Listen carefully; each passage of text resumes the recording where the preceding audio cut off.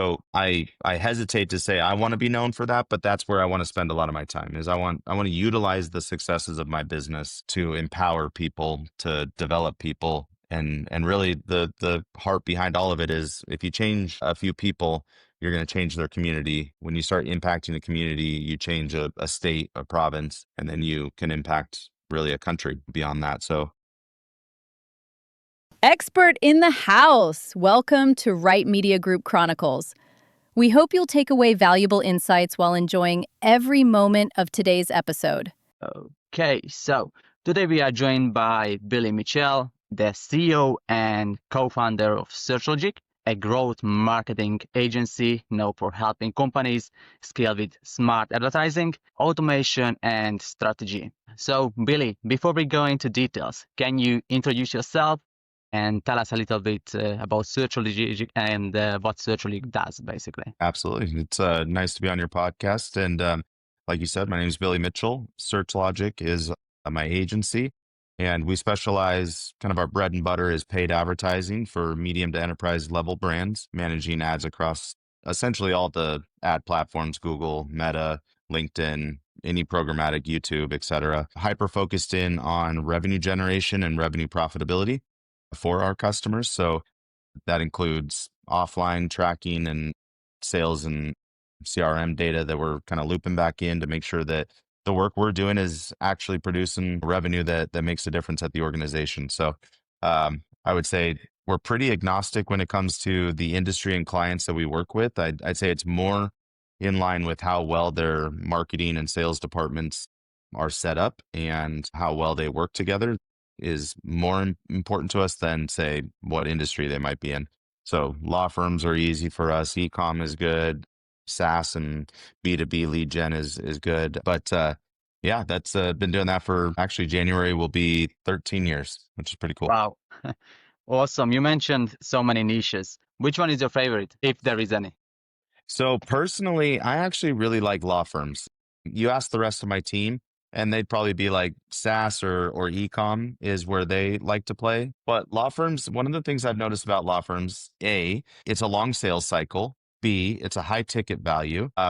And C, there's a lot of touch points to get somebody who needs a lawyer, whoever that might be, to be not only just accepted as a case, but also run through that process, litigation, whatever the case might be, and then turn around and have some form of reward given out. So I really like that because there's a lot of steps, a lot of time that goes into it. And from a marketing perspective, that provides a lot of opportunity for us to have campaigns to touch people at certain points, a lot of really good data that we can loop back into, the various ad platforms and reporting tools. So we can see like, hey, we were able to get this person to case accepted, and it cost us $1,000 to get them to case accepted.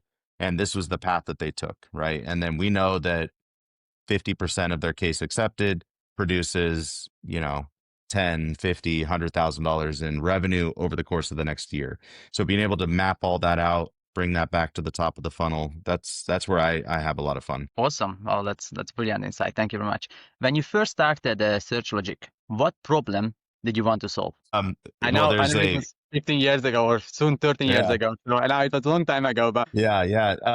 So the problem I wanted to solve was I wanted to get out of an office and I want to go sit on a beach and use my laptop to work. That didn't go well, and that didn't actually happen. So honestly, back then it was a much different industry. Paid advertising as a whole compared to now was very easy. Most business owners didn't fully know or understand what it was. Most of them weren't on it, or if they were, they didn't know if it was working or not.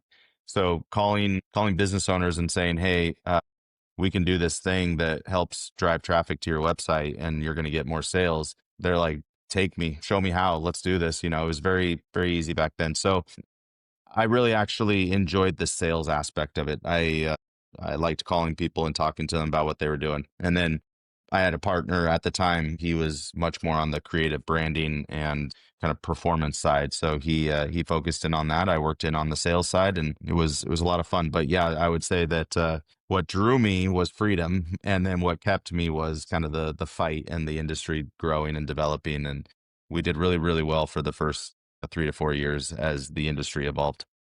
You mentioned that partner. Are you still in contact? Are you still running the business together? So I bought him out maybe I just had the anniversary. It was maybe 7 years ago or something, give or take. We're still in contact. He's still a friend of mine. He's doing a lot of really cool stuff that he had a dream kind of industry to work in, and he got the opportunity to do it, and he made the choice to go, and I'm excited for him. And every time I connect with him or hear from other people, sounds like things are going really well. But yeah, that was about 7 years ago, and it was a very difficult transition for me personally. I didn't fully know what I was biting off, but I had a lot of really good people around me, and was able to make it through and go another 7 years or so. Yeah, I mean, in marketing, I think that's just that's a normal thing. You keep hiring, the best talent, or you're searching for the best talent to make sure your business stands out. Yeah, absolutely. And when I did my research, a little bit of my research, obviously I read fantastic things about you, but I also noticed that you saved a lot of time and money by automating reports. Mhm. Is that true, or my research was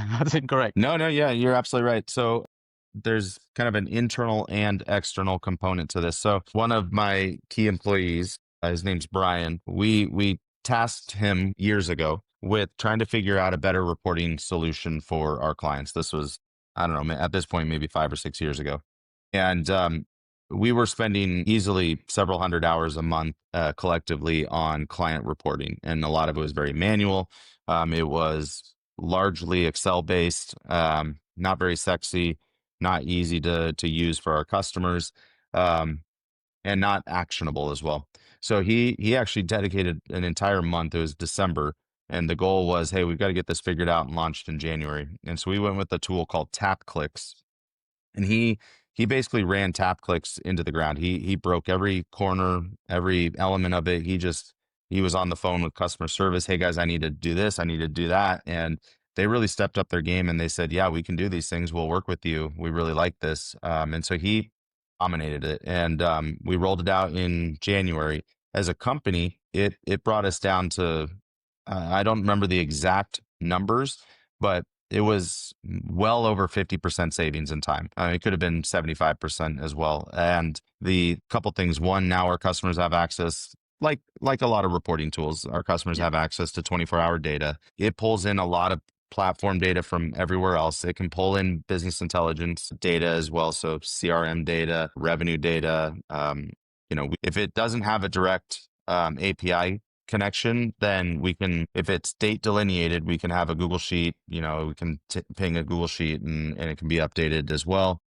So we do a lot of fun, creative report overlays with our paid advertising and marketing or sales data that, we aren't necessarily in charge of, but we want to pull it in to show the correlation, causation across all the various tactics or activities that our customers are doing. So for the customer side, that's the internal side. For the customer side, they're getting a much easier to navigate tool. They're able to access it at any point, and pretty much, with the exception of a few cases, the data is at least 24 hours old. Like, or rather, that the data is good up to about 24 hours or so. And then with that, it's also just easy to navigate, easy to create new reports. So our customers have, I think, enjoyed it. Ironically, Brian and I got so into it that we started a sub company, a sister company, that's really heavy into the consulting and integration of reporting through Tap Clicks and a few other things, just because we liked it so much. Awesome. Wow. That's incredible. What's the next part of the business you want to improve? I think what I'm probably going to say is going to sound contradictory, but I don't see it that way. Over the years, I think that as Searchlogic as a company we've gone narrow into, paid advertising. That's who we are. And then we've been like, hey, we can do these other things. And then we kind of narrow back in. I really like the idea that Searchlogic knows the one thing it's really good at, and it just does that one thing really well. What I'm starting to navigate into is demand generation, demand capture services in a package form, but not muddying the waters of Searchlogic, right? So how can I create these things that drive demand and capture demand for our customers, but we utilize Searchlogic and its paid advertising activities, or expertise rather, to fuel that fire. All right. So that's Me personally, kind of what I call a skunk works. Kind of a skunk works project is I'm building out this other thing, but I'm keeping it away from Searchlogic because I want Searchlogic to be very much focused in on what it's good at and stay there. I think a lot of agencies historically they grow really fast and customers say, hey, can you do this? Can you do that? And it's very, very easy to say yes to the green money. And then I think you get in trouble sometimes. You get out over your skis. And in addition to that, you have a lot of eggs in one basket, with those customers. And if they leave, then that's a big revenue hit and just a lot of downfall. Some companies do it great, like to try to be a little more strategic and reserved on what we do and who we serve. That's great. You mentioned paid advertising. Are you comfortable or familiar with email marketing or lead generation, or is that part of your package? What you talk about or sell to your customers? We definitely pitch it as ideas of what we should be doing for them, right? But we don't deliver on it. So we would pull on a partner to do that. So we're all about partner sales, ecosystem sales, right? If you've got something that can benefit my customers and I have something that can benefit your customers, let's do it. Understand. AI. Well, AI is exploding, obviously. Yeah. Searchlogic. Are you using AI inside Searchlogic currently? So Or yeah, are you planning to come up with like a separate tool, perhaps white labeled or owned by Searchlogic? You have developers perhaps working on a tool, on a secret tool. Honestly, Searchlogic is a little bit slow to adopt AI. We are doing it. We have things in place. So first of all, we do have AI initiated in our organization. I think you can't have a business now without it. But I want to see that increase. I really believe in the condensing of that workflow. So anything that we do can be made more efficient, and it can be done through the use of AI, obviously. And that allows my team not to focus on the small tasks, the menial tasks that need to be done and are important, but their brain power is far more valuable than just doing this, simple day-to-day task. So Q4, it's on our radar already. Q4, we're going to be doing a lot of research, a lot of development into AI, and the goal being that January, we're going to be rolling out some new processes, new initiatives, really heavily focused in on that. Awesome. And do you see AI as more of a threat to agencies like yours or maybe smaller agencies, or is a tool that makes your work even stronger or helps you to stand out? Yeah, I have mixed emotions as a whole, but I think back to like the automation line in factories and the old story of Henry Ford and building the plant with all the automations, building cars and stuff like that. Did it replace jobs? Yeah, it replaced jobs, but did it force people to take a higher value position in organizations? Yes, because you still needed people to manage that, right? The assembly line, you still needed people to manage that. So with AI, I have this crazy vision of like, what would it look like if there was an AI company where there wasn't a single person involved? Like even the CEO was an AI version, right? So like, what would that actually look like? And is that possible at some point? Probably, but are we there? No. So AI now it's going to replace in my opinion, it's going to replace some key roles, but those people will just be utilized in a different way to add value to the services that we offer, right? And ultimately, just as a business, we want to be efficient, we want to be profitable, we want to reinvest those profits, and so anything we can do to make that happen is good. Do you think in the near future AI is going to replace marketing agencies in terms of paid advertising, as Meta is obviously trying to launch so many features just to make it easier for smaller businesses, so they eventually won't need marketing agencies? What's your view on that? I think your real small companies, your mom and pop shops, I think you could probably have a completely AI-driven marketing department today. You would still require somebody at the organization to manage it. It always will. But do you need an agency at that level? No, and I think it's too expensive for them to hire an agency. The cost of our services is prohibitive to organizations, businesses that, only have a few $100s or a few $1,000s a month to invest. So they could quite easily deploy AI marketing services on their own and get very good results. The key is they need to know what those tools are. And that is where the value of an agency like mine I presume you're in the same field, that you can bring that knowledge to the table and say, hey, we've been using this tool for AI video content. We've been using this tool for press releases. We've been using this tool for creative and design, right? So you need to at least have the knowledge of what's out there, what's possible, and what the tools are capable of. And then on top of that, you've got to be able to deploy it, and you've got to be able to deploy it in such a way that makes sense from a marketing strategy, right? Mhm. So you could put up a really cool website, but now you got to have traffic to that website. Okay, well, then you've got to have creative and content to make it attractive for people to even go to. And then you've got to have a call to action. And what's that call to action? And how are you managing, people filling out those forms? And then once they fill out the forms, how are you nurturing them? How are you closing them? What's the tools and technology they're using? There's a lot more that goes into it that I think most people realize. And so they say, hey, we'll just do it all ourselves. And it's a lot to bite off. But I do think that AI is going to be taking over more and can help provide those solutions for smaller businesses. In the larger businesses, enterprise level businesses, I think that AI will be deployed with teams, right? Mhm. So you'll be in charge of AI, right? And there'll be a marketing department AI, right? And so anytime that we're working with our larger customers, we're bringing up AI as, hey guys, we should be deploying this, but they still need us in order to know and manage it. Such an interesting view. Definitely, it's a good tip for small and enterprise businesses for sure in the future or even right now.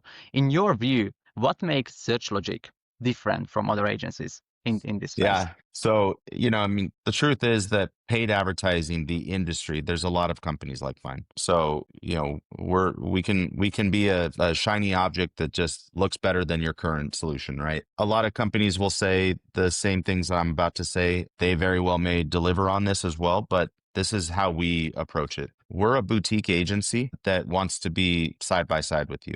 We're not order takers. So if you're wanting to hire somebody just to be like, do this, do that, do this, that's not us. We actually want to sit next to you at the table and essentially have a stake in the game. Your success begets our success. And so we really emotionally, physically, spiritually, we're like, hey, we're on board with you. Like, we want you to succeed because that helps us succeed. And then also, and this kind of comes down into our core values and our mission, vision, and value, or mission, vision, and purpose, is we recognize the impact that our work does for your team, your customers, the communities that everybody touches. So us managing $100,000 in a month for ads, if we're driving one person, a new customer to your business, that customer's being impacted, their customers are being impacted, or their families are being impacted, our clients being impacted, the people who work there are being impacted, their communities are being impacted. All of the downline of impact of the work that we did to put an ad in front of the face of somebody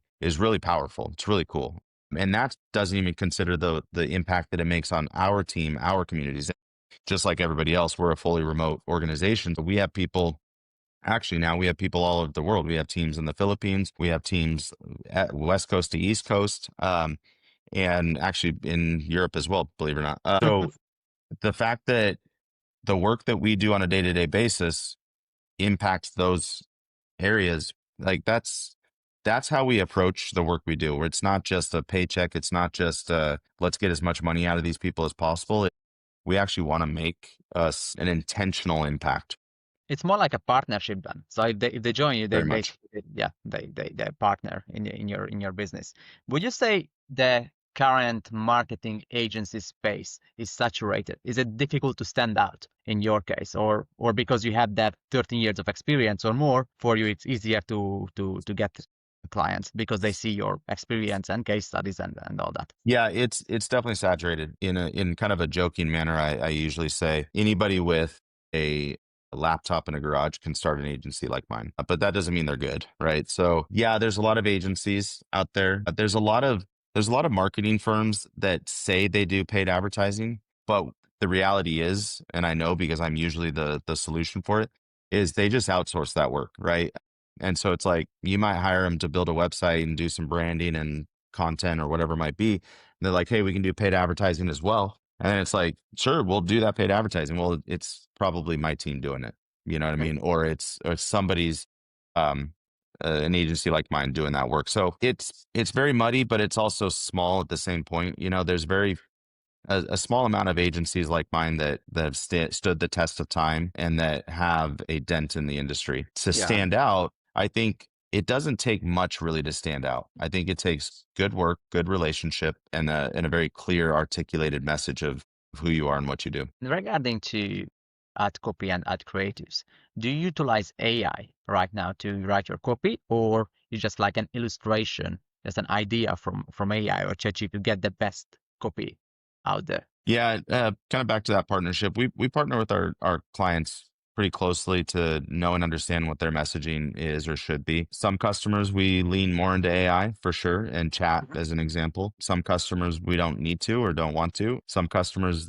they know their brand so well that they're like, I will tell you what ad copy I want. It's like, all right, that's fine. So it's a little bit mixed.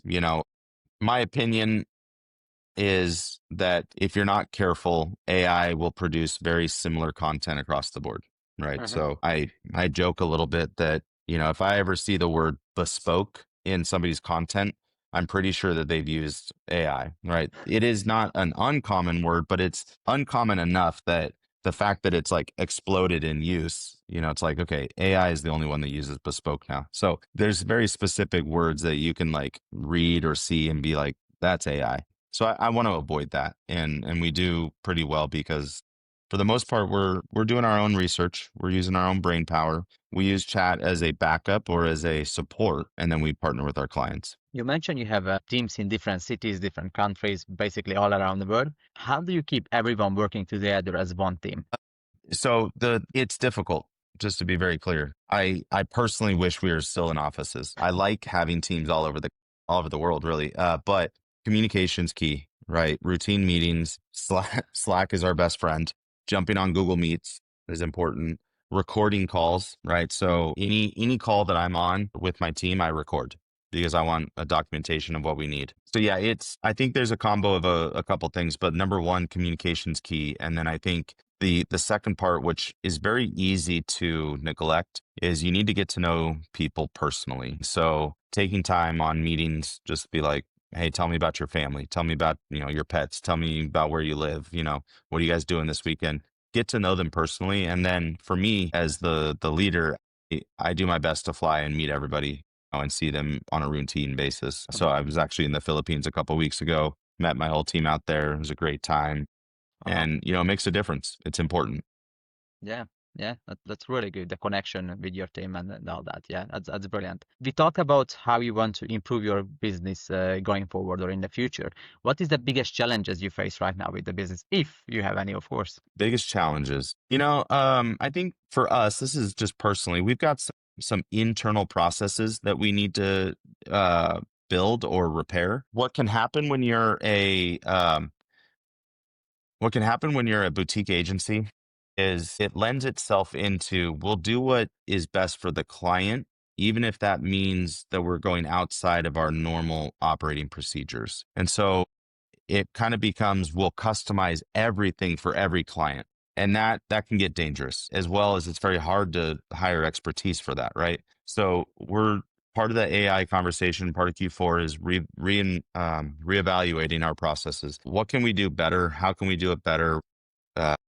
What needs to actually be documented? What needs to be trained? It's like the reporting, right? We dedicated an entire month to rolling that out, which was a lot of time.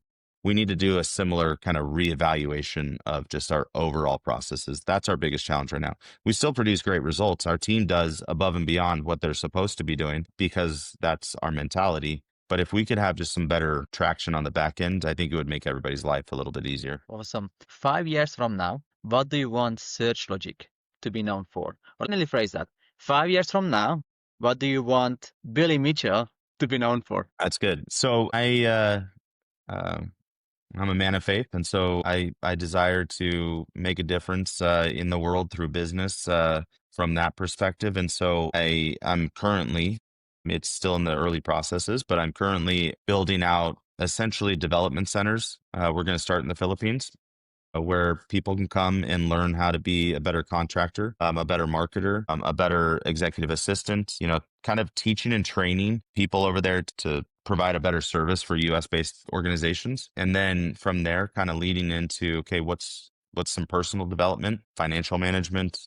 healthcare management, little things like that. And then into a spiritual component as well, kind of teaching and training along those lines. So I hesitate to say I want to be known for that, but that's where I want to spend a lot of my time is I want to utilize the successes of my business to empower people, to develop people. And really the heart behind all of it is if you change a few people, you're going to change their community. When you start impacting a community, you change a state, a province, and then you can impact really a country beyond that. So that's the I'd say 3 to 5 year vision. That's incredible. I mean, the support you're planning to give is huge, and I think it's needed, not just in Philippines, obviously everywhere, but just to start Yep. somewhere, it's already a huge step. You as a person, Billy, how can they or where can they find you? Not just the people who want to learn, but your potential clients. Yeah. Billy at searchlogic.com is a great way, as well as just going to searchlogic.com. The website is in the back end. We're actually redoing everything, but it's still good enough to fill out a form. Those are both ways. And then LinkedIn. I'm very active on LinkedIn and not really active on posting per se, but I communicate and interact with people on LinkedIn quite a bit. So that would be the best. Awesome.